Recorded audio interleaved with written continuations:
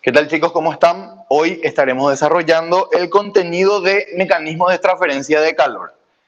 Rápidamente ya vamos a ver que la transferencia de calor se puede dar por conducción, que es cuando existe un contacto directo entre los cuerpos que tienen una diferencia de temperatura. Entonces, el flujo de calor que se transmite, imagínense, tengo un cuerpo o un bloque acá A y acá al lado un bloque B. Esto tiene una temperatura A y esto tiene una temperatura B, en donde la temperatura A, vamos a decir que es mayor a la temperatura B. Entonces, ¿qué pasa? Existe una transferencia de calor. ¿De dónde? Desde el material con mayor temperatura a el material con menor temperatura. Eso siempre se cumple así. Siempre de manera natural la transferencia de calor se da del cuerpo con mayor temperatura al cuerpo con menor temperatura. Entonces, acá en el punto de contacto existe un flujo de calor que vamos a llamarle H. Y esa H, ¿de qué depende? Depende de los materiales para empezar. Entonces, los materiales tienen una constante que es K. ¿Qué es K? Es la conductividad térmica. Acá voy a poner K es conductividad térmica.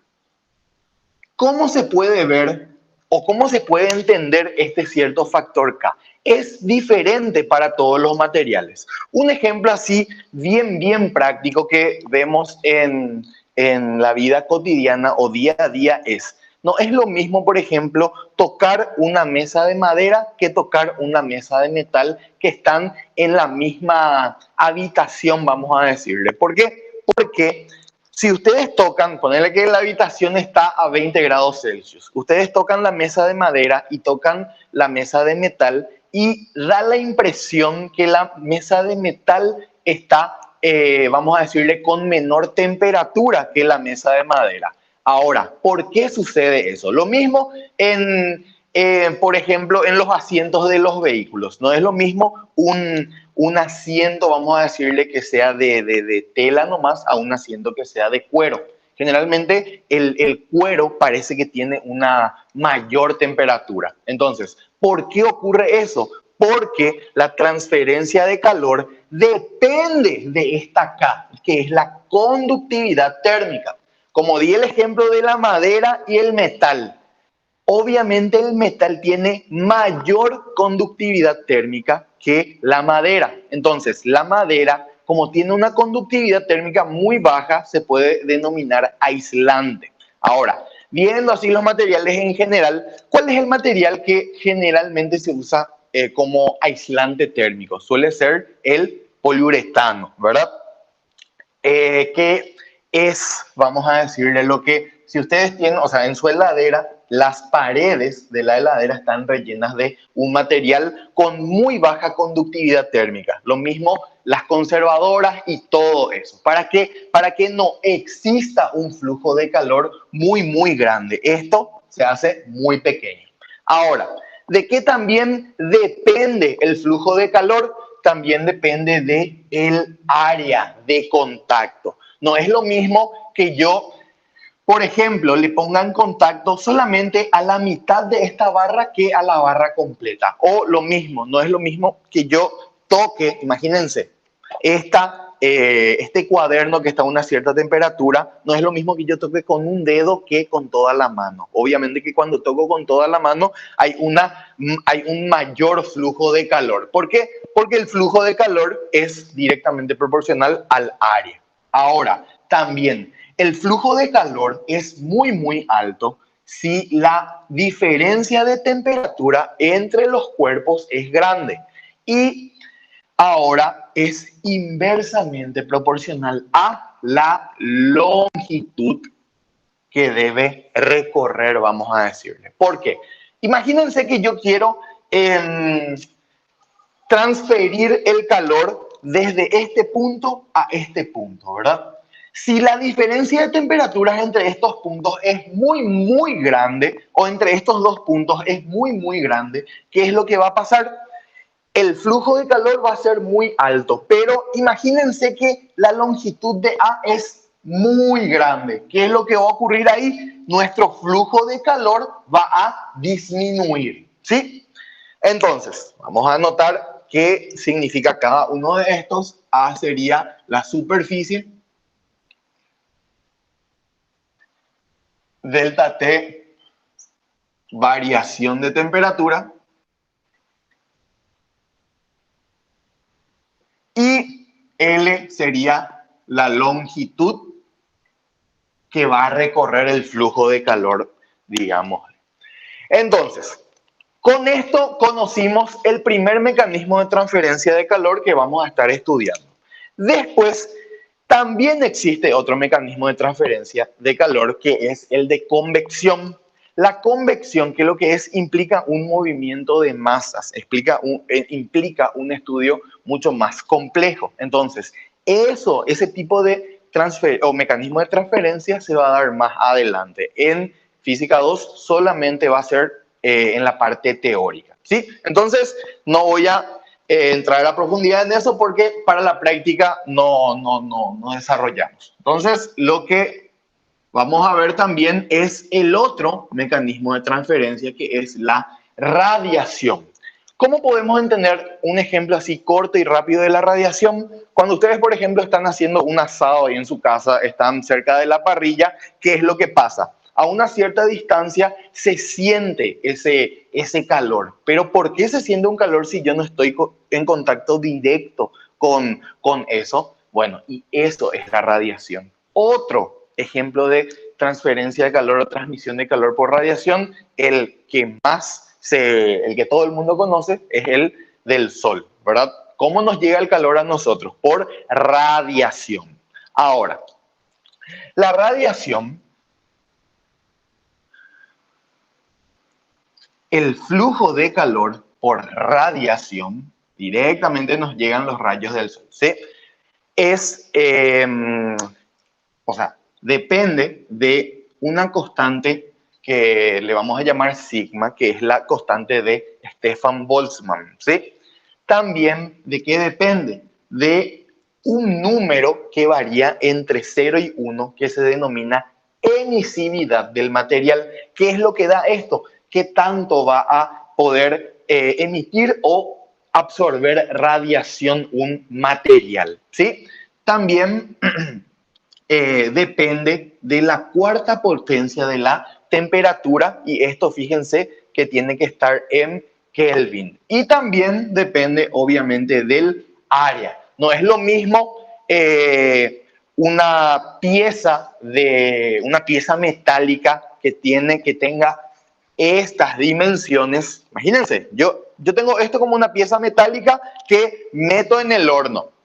Quito al rojo vivo y ¿qué pasa? Si está a una cierta distancia, voy a sentir ese flujo de calor. ¿Por qué siento? Por radiación. Ahora no va a ser lo mismo que yo agarre una pieza muchísimo más chica. Imagínense, esto a la misma temperatura y a la misma distancia. ¿Qué va a pasar? Yo voy a sentir muchísimo menos el flujo de calor. ¿Por qué? Porque depende del área. Entonces, volvemos a escribir. Sigma es 5,67 por 10 a la menos 8 vatios por metro cuadrado, Kelvin a la cuarta. E es emisividad, que varía entre 0 y 1, ¿sí? T sería la temperatura y el área, o sea, A sería la superficie. Bueno, entonces con esto ya tenemos las dos formulitas que vamos a estar utilizando para los mecanismos de transferencia de calor. Ahora, ¿qué pasa si por ejemplo esto es directamente el flujo de calor que está emitiendo un cuerpo, pero ¿qué pasa si el cuerpo está rodeado nuevamente de otro, vamos a decirle, de otro en otro medio que está a otra temperatura. Esta formulita va a variar un poco, pero eso lo veremos en los ejercicios. Bueno, entonces, continuando un poquito, voy a compartirles la pantalla para ver los ejercicios que tenemos. ¿Sí? Entonces,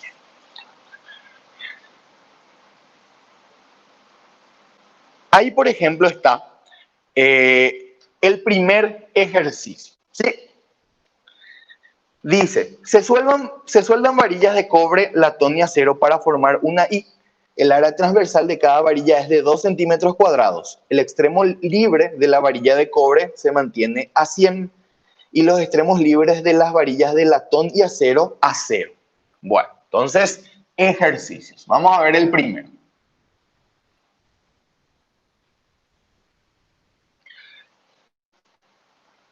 Tenemos lo siguiente. Una varilla de cobre, o sea, serían 2 varillas acá que se unen a una sola varilla. Y todos tienen la misma sección.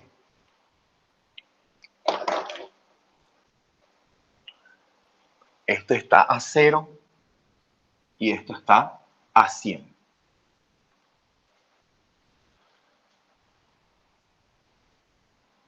Voy a anotar todos los datos que tenemos acá y después ya lo vamos a resolver. Esto es latón.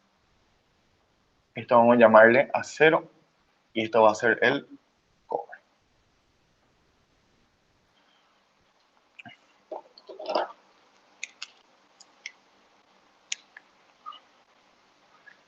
Esto mide 13 centímetros. El de latón 18.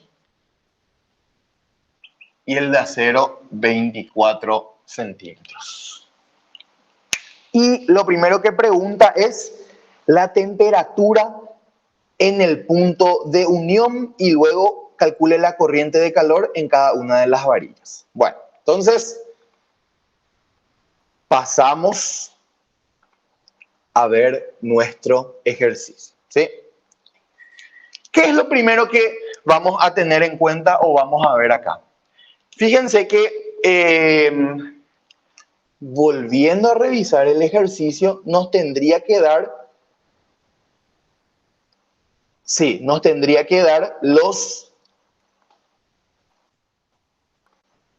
las constantes del latón, el acero y del cobre. Pero como este ejercicio yo lo acabo de quitar del Sears, ¿por qué nos dio eso de datos? Porque eso está en la tabla. Eso yo voy a buscar, voy a completar, no se preocupen, ¿sí? Entonces, continuando con la resolución, ¿qué es lo que tengo? Fíjense, a ver, voy a revisar un poquito. Sí. Fíjense que de dónde a dónde, o sea, ¿cómo va a ser el flujo de calor? Obviamente del punto más caliente hacia el punto más frío. Acá inicia un flujo de calor H1 que va a llegar hasta este punto. ¿Y qué pasa acá con ese flujo de calor H1? Se divide en H2 y en H3 hasta llegar a este punto, ¿sí? Entonces, ¿cómo se hace la transferencia de calor así por conducción? Fíjense que hay dos formas. Sería como uno, en un caso, sería asociar en serie los materiales. Imagínense que esto sea cobre y esto sea el acero, ¿verdad? Entonces, como yo tengo así la unión, ¿qué va a pasar? Acá H es constante, el flujo de calor es constante. Entonces yo tengo acá una temperatura 1, una temperatura 2 y acá existe una temperatura en el punto de unión, ¿sí? Acá el flujo es constante, o sea que el flujo de calor acá y acá es el mismo. Pero también existen este tipo de acoplamientos, que sería colocar en paralelo las barras. ¿sí? Imagínense, acá tengo una cierta temperatura y acá otra temperatura. Y el flujo es así.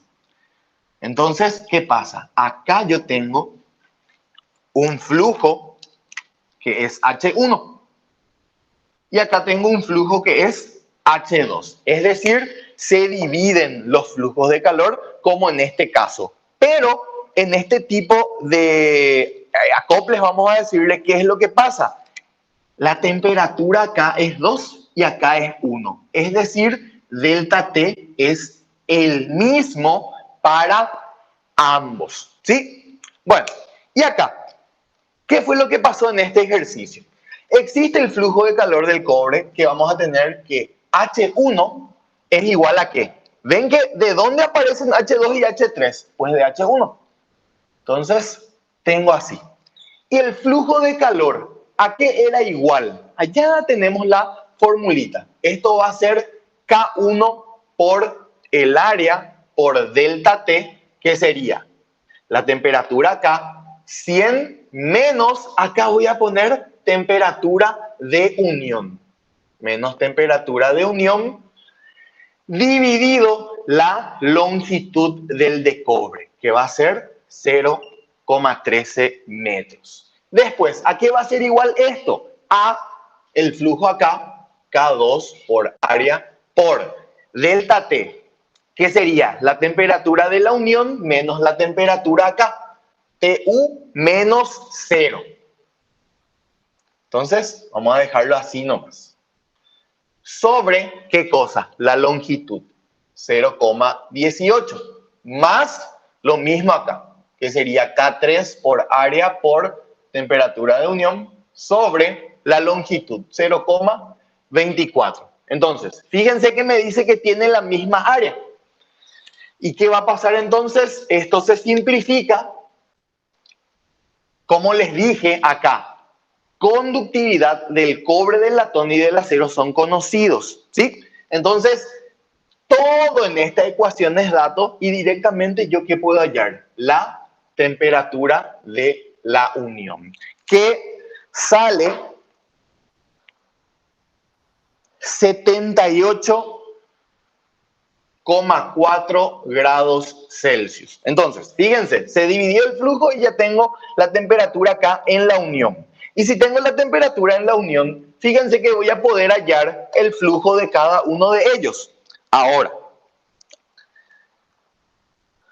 ¿qué me dice el ejercicio? ¿Qué temperatura tiene el punto de unión? Acá está, 78,4. Y calcule la corriente de calor en cada una de las varillas. Entonces, va a ser H1 es K1 por el área que me dio de dato por delta T. 100 menos 78,4 dividido la longitud, 0,13.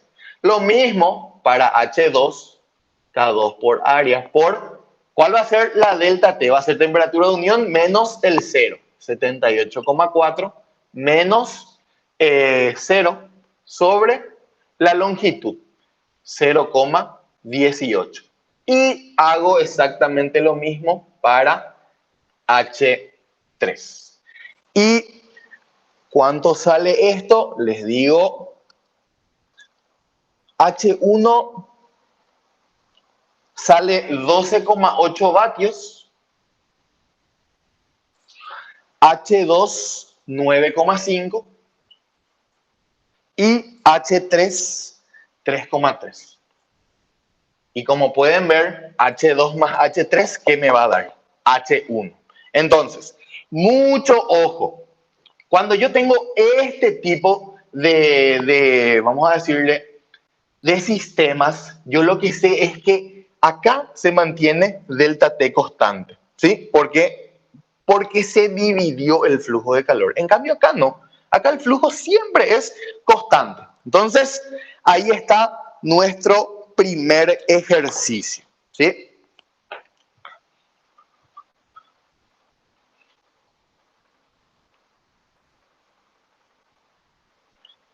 Ahora, vamos a pasar al ejercicio 2.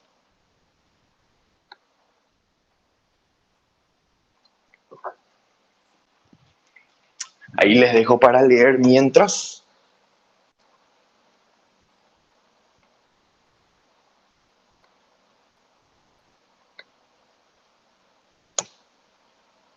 El 2 me habla de una caja de espuma de polietileno, ¿sí? Fíjense su K, es muy pequeña. ¿Por qué? Porque yo no quiero que conduzca el calor. Yo quiero que me funcione como un aislante, ¿sí? Entonces, vamos a ver.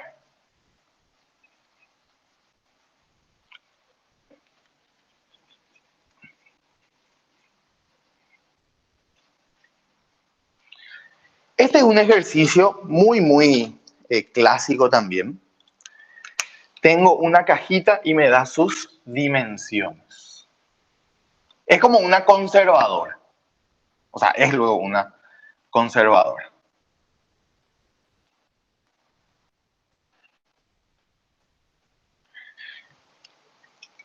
Que tiene, a ver, me da todas sus dimensiones. Largo, 0,6 metros. Ancho, 0,4. Y alto también 0,4 metros. Después, ahí en su interior, está el espesor también. El espesor es de 2 centímetros. También tengo la masa de hielo que hay adentro. Me dice que son 3 kilos de hielo. Y me dice que la temperatura en el exterior es de 30 grados. La temperatura afuera es de 30 grados Celsius. Ahora, me pregunta, la corriente de calor hacia el interior de la caja, ¿sí? Bueno, vamos a ver. A ver, dejo de compartir un rato.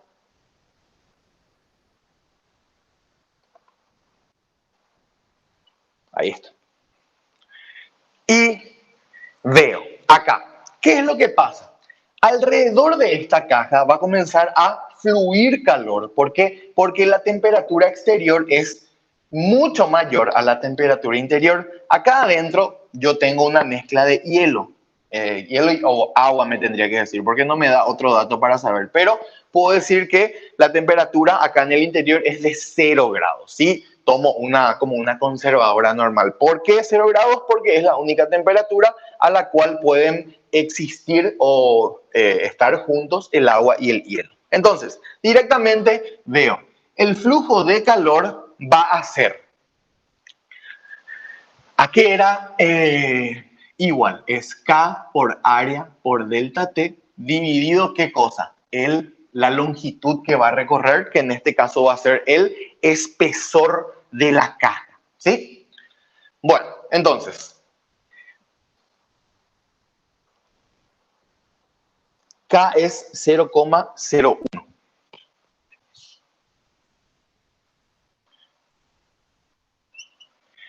Entonces, ¿cuál va a ser el flujo de calor que va hacia adentro? 0,01 por el área, que sería, a ver, 2 por 0,6 por 4, por 0,4,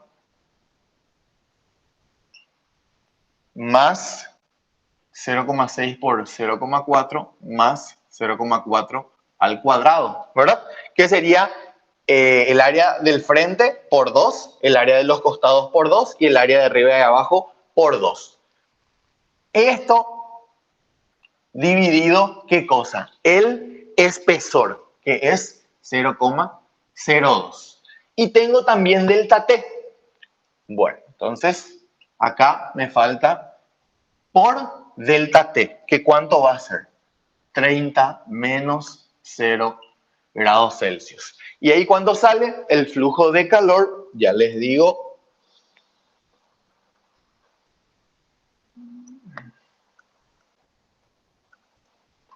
el flujo de calor ahí sale 19 19,2.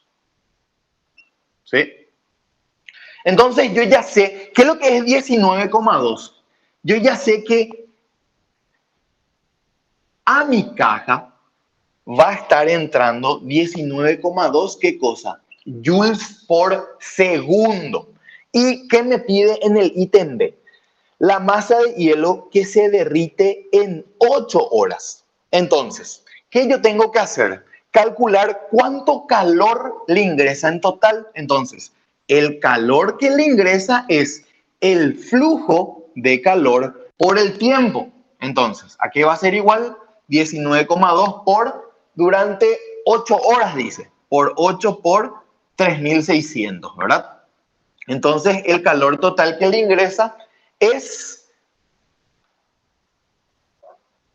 a ver, 552.960 joules, que lo podemos pasar a calorías dividiendo entre 4,186. Entonces, el calor total que ingresa dentro de la caja, acá sale que es 132.100 calorías.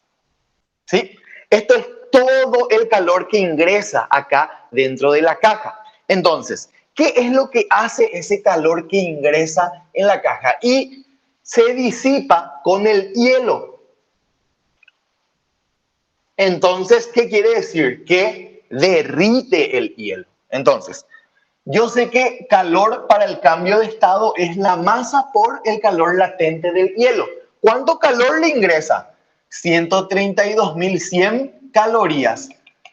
Dejo nomás así la masa del hielo para ver esta cantidad de calor, cuánta masa de hielo va a derretir. ¿Y cuánto era el calor latente del hielo? 79,7. Entonces, la masa que se va a derretir con esta cantidad de calor es 1,66 kilogramos al hacer este cociente, ¿verdad?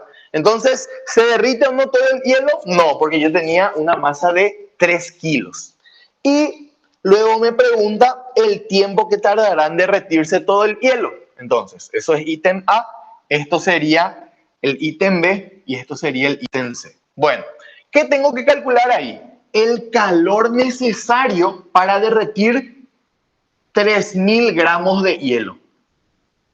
¿Cuánto sale eso? El calor necesario es de, a ver,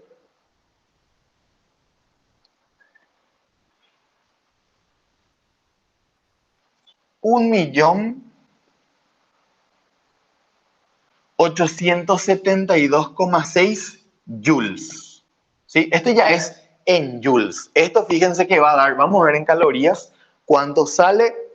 239.100 calorías por ahí sale. Que luego lo convertimos a joules. ¿Para qué? Para ver nomás, porque fíjense, esto es el calor que yo necesito y esto es la cantidad de calor por segundo que me da. Entonces, calor, yo sé que es flujo por tiempo. Entonces, ¿cuánto calor necesito? 1.872,6. ¿Y cuánto es el flujo? 19,2 por tiempo. Y de ahí me sale que en 14,48 horas se va a derretir todo este hielo. ¿Sí? Entonces, con eso ya tenemos el segundo ejercicio. ¿Sí? Fíjense,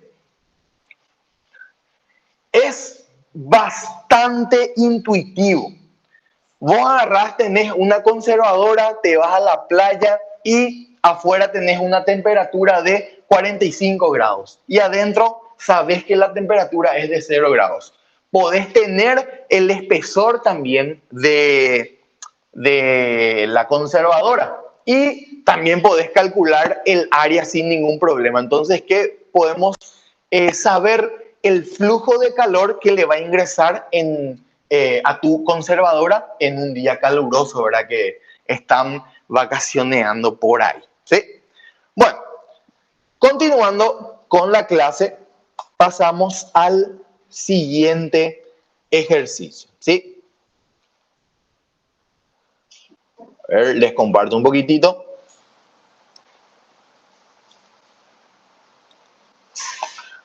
Vamos a ver el ejercicio 3, ¿sí? Dice, las paredes de un horno están construidas con ladrillo refractario de una conductividad térmica de 0,14. Entonces, tengo un horno que tiene, esto es la conductividad del ladrillo, fíjense que es 0,14 vatios metro Kelvin. Tiene una conductividad bastante baja, ¿sí? Y tenemos el espesor también, que dice que es de 15 centímetros. Después, la temperatura en el interior del tubo es de 400 grados Celsius. La temperatura interior, 400 grados Celsius. Y en el exterior, la temperatura de afuera, 20 grados Celsius. Calcular las pérdidas de calor por unidad de superficie del horno a través de sus paredes. O sea, quiero saber cuánto calor se pierde. Después vamos a ver qué piden los siguientes ítems. Bueno, volvemos acá. Y fíjense, ¿qué es lo que yo tengo? Tengo un horno que está cubierto con un cierto ladrillo que tiene 15 centímetros de espesor. Entonces, acá, esta es la parte interior del horno. Temperatura interior, 400 grados Celsius. Y la temperatura afuera es de 20 grados Celsius. Entonces, ¿cómo es el flujo de calor? Desde el punto más caliente hacia el punto más frío.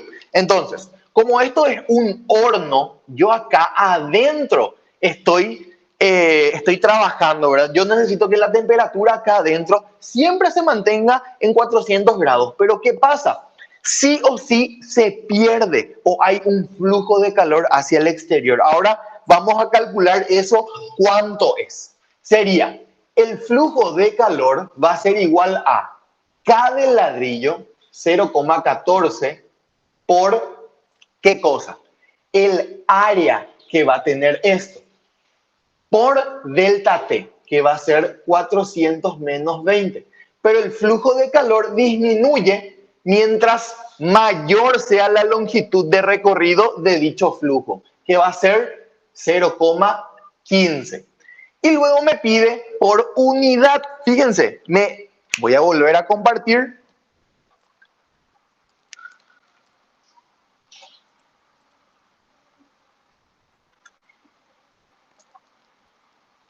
Y dice, las pérdidas de calor por unidad de superficie. ¿Qué significa eso? Que el área vamos a tomar como 1 metro cuadrado. Y ahí va a salir que el flujo de calor... Ay, ¿qué pasó ahí? Ya les comparto. A ver, acá. De ahí nos va a salir que el flujo de calor va a ser 354,67 vatios. Fíjense, se está perdiendo 354,6 joules por cada segundo. Entonces, ¿qué pasa? No es tan eficiente que digamos esto. Y para eso, o para mejorar eso, ¿qué me dice el ejercicio? A ver, vamos a seguir.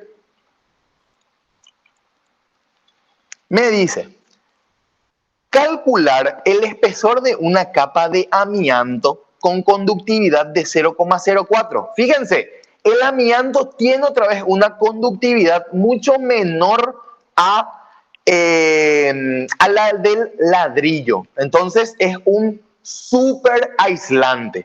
Ahora quiere saber cuánto, o sea, te pide a vos que calcules el espesor de esa capa para que las pérdidas se reduzcan en 50%. Bueno.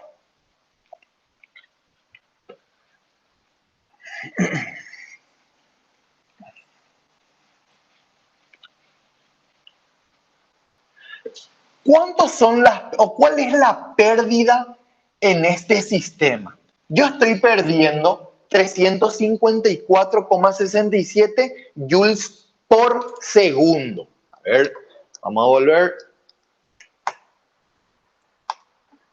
Ahí está. K del amianto era ¿cuánto? 0,04 vatios por metro Kelvin. Entonces,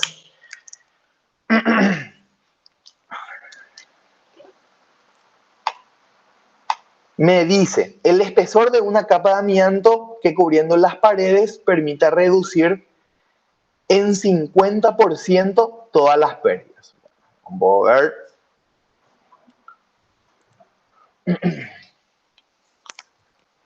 Tengo entonces yo, acá voy a colocar, ¿qué cosa? La capa de amianto, ¿sí? Y acá obviamente sigue estando el ladrillo refractario, ¿verdad? Entonces, acá la temperatura afuera, ¿cuánto era? 20 grados Celsius. ¿Y cuánto es la temperatura en el interior? Era 400 grados Celsius. Entonces, nuevamente existe un flujo de calor en esta dirección H.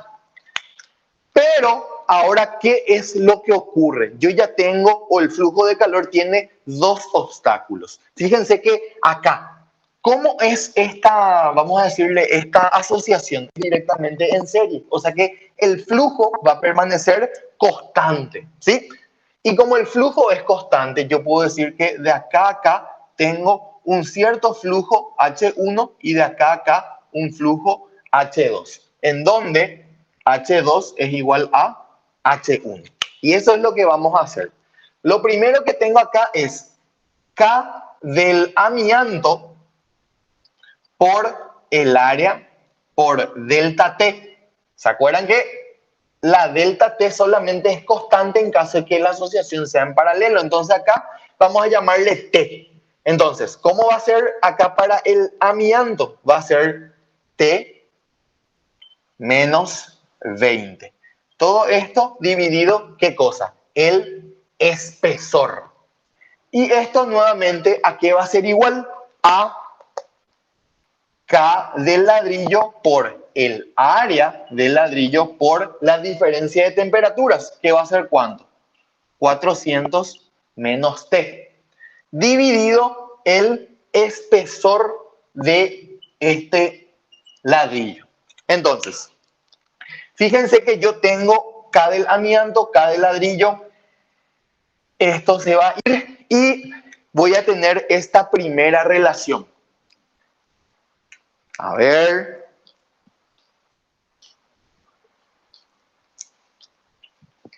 Voy a tener esta primera relación, ¿sí? Le voy a llamar relación 1. ¿Y qué pasa? ¿Qué es lo que quería hacer esta capa de amianto? Reducir H, o sea, H' le puedo llamar, va a ser igual a el flujo anterior H por 50%.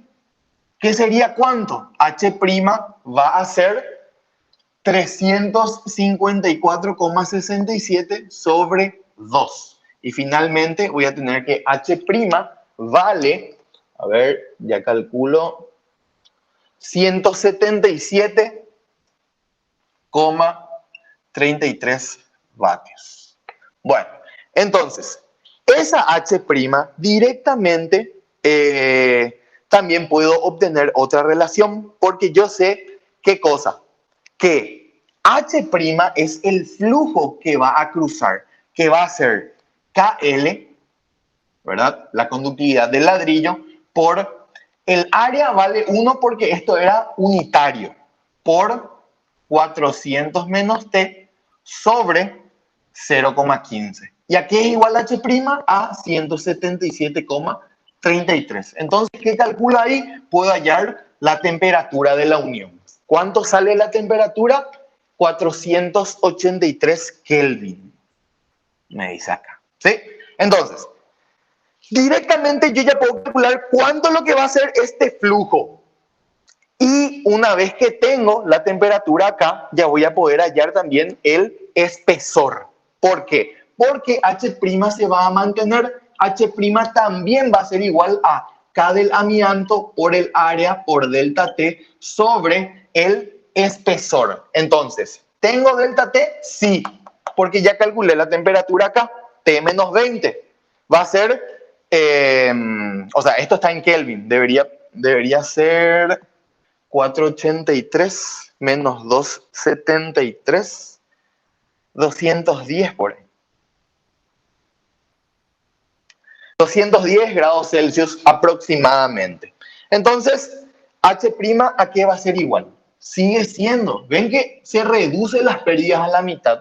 Entonces, eso es igual a 177,33. Tengo K, tengo A, tengo delta T, puedo calcular el espesor, que va a ser igual a K del amianto, 0,04, por el área, va a ser unitario, por delta T, que va a ser 210 menos 20 grados Celsius, y esto dividido 177,33. Y de ahí me sale que el espesor del amianto debe ser 4,28 centímetros. Bueno, y ahí ya calculé eso. ¿Cuánto lo que debo comprar o de cuánto debo comprar mi chapa el aislante ahí, el amianto, para que las pérdidas se reduzcan a la mitad? Fíjense que eso es así mismo, no es tan complicado, por eso es bastante importante que sepan, ¿sí?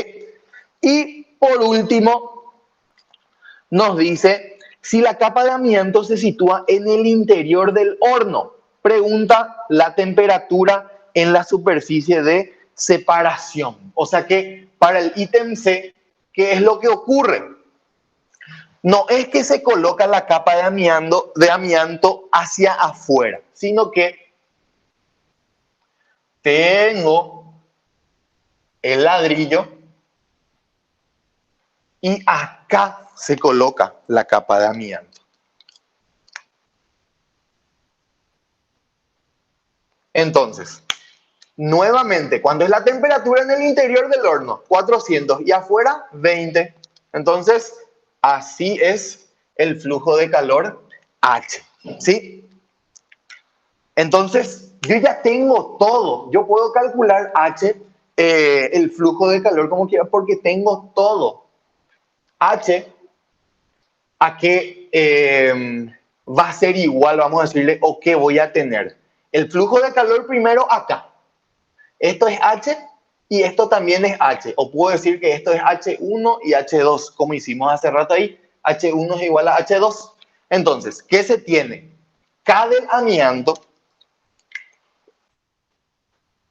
por, ya sabemos que va a ser todo con área unitaria, por delta T, 400 menos T, sobre el espesor. ¿Cuánto es el espesor?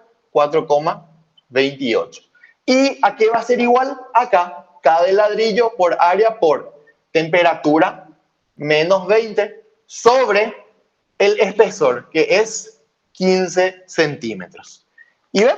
Se va a área, o digo que es unitario. ¿Y cuál es la única incógnita acá? La temperatura. Y esta temperatura sale 210,13 grados Celsius. Bueno, ese entonces es nuestro tercer ejercicio.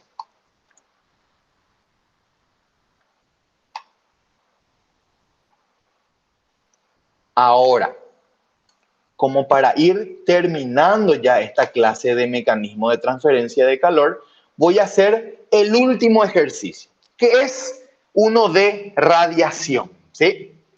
Ahí les comparto.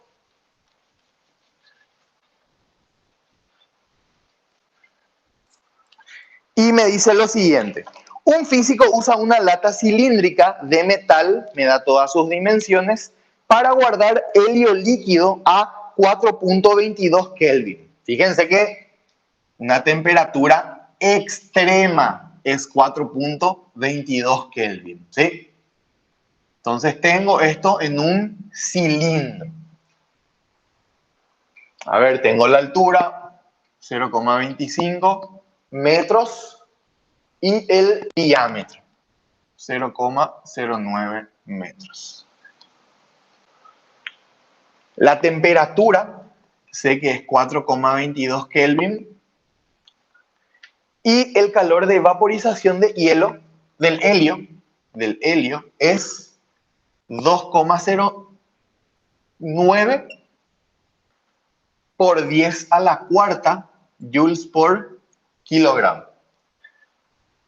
Dice, la lata está rodeada por completo de paredes que se mantienen a la temperatura del nitrógeno líquido. O sea que acá alrededor de esta lata hay otra vez helio líquido que está a 77,3 Kelvin, con un vacío entre la lata y dichas paredes. Después pregunta, ¿cuánto helio se pierde por hora? La emisividad de la lata metálica es 0,2. La única transferencia de calor entre la lata y las paredes es por radiación. Entonces, volvemos un poquitito. Vamos a ver, ahí está, nuestro ejercicio. Entonces, ¿qué pasa? Acá la transferencia de calor directamente se produce por radiación. ¿En dónde? El flujo de calor por radiación, ¿qué era? La constante de Stefan Boltzmann por la emisividad por la temperatura a la cuarta y por el área de superficie. O sea que lo que tengo que calcular acá, primero, el área yo ya tengo, ¿sí? El área va a ser igual a, va a ser el área lateral, que va a ser 2pi por el radio, 0,09 sobre 2, por la altura, que es 0,25. Ahí ya tengo el área área lateral. Pero ¿por dónde también, o qué también tengo que tener en cuenta? Estos dos, las tapas, vamos a decirle.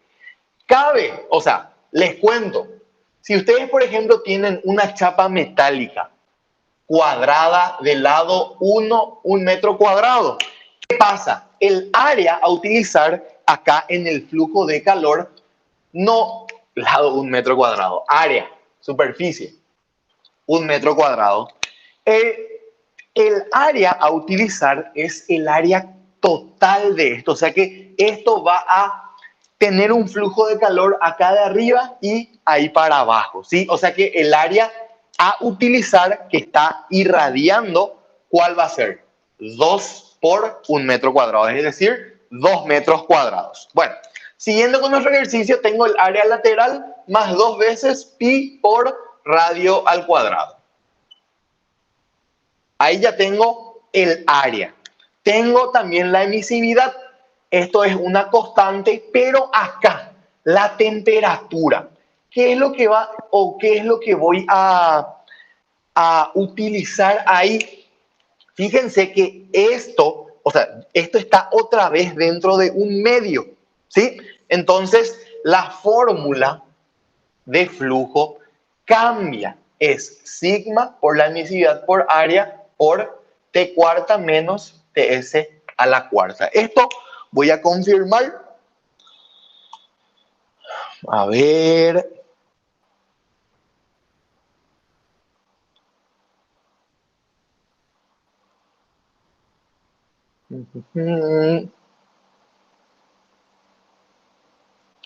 Así mismo, ¿sí?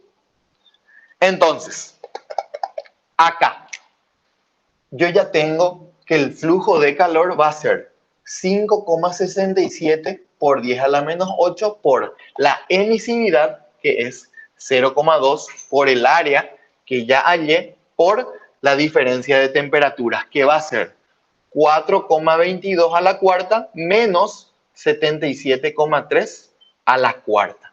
Entonces, el flujo de calor sale, a ver, menos 0,0338 joules por segundo. ¿Qué es lo que tengo ahí? Tengo el flujo de calor que, vamos a decirle, está ingresando acá a nuestro recipiente. ¿Y qué me pregunta? Vamos a ver. Me decía cuánto helio se pierde por hora. Entonces, ¿esto qué es? Lo que se está, vamos a decir, el flujo de calor por segundo. ¿Qué tengo que hacer? Vamos a continuar. Ya terminamos.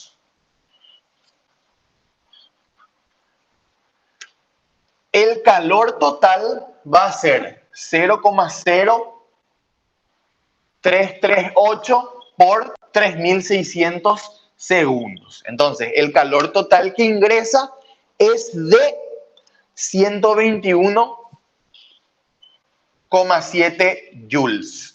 Y recuerdan que me dio el calor de vaporización del helio. Entonces, calor es igual a masa por calor de vaporización. ¿Cuánto calor le voy a meter? 121,7. Esta es la masa que se va a derretir y su calor es 2,09 por 10 a la cuarta. Entonces, ¿cuánto sale la masa? La masa total que se derrite es de 5,82 gramos.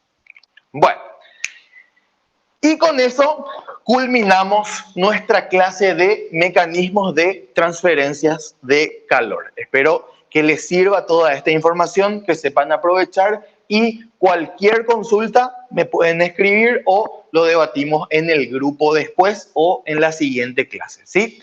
Mañana voy a estar alzando el video de primera ley de la termodinámica, ¿sí? Así que me bancan un poquitito y para mañana ya vamos a tener completo. Quiero hacer así bien completito y no tomar un ejercicio nomás, sino que preparar bien ya para el taller que tenemos en puerta, ¿sí? Así que muchísimas gracias por la atención, chicos, y nos vemos en la siguiente clase.